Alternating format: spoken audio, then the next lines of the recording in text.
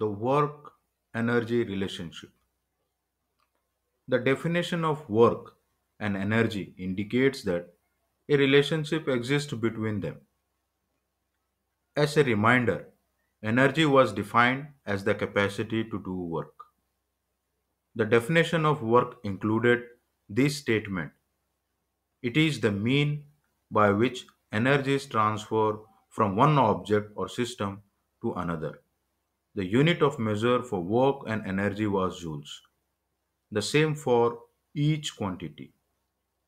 This is another indications that work and energy are related. There is an important relationship between work, kinetic energy, and potential energy that has several useful applications in the analysis of sports technique.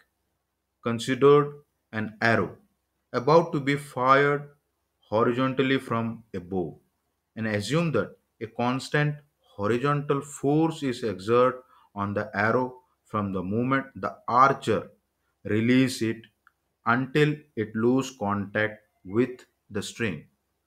This means, of course, that is, experience a constant horizontal acceleration during this period. That is the Newton's second law.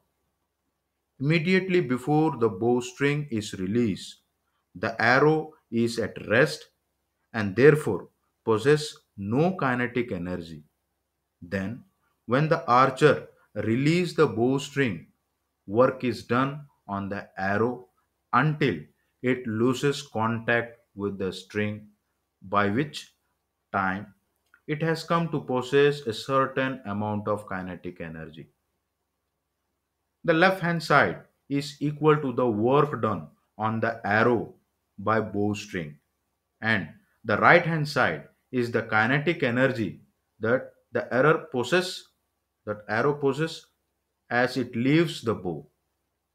In other words, as it leaves the bow, the arrow possesses kinetic energy equals to the amount of work done has been done on it.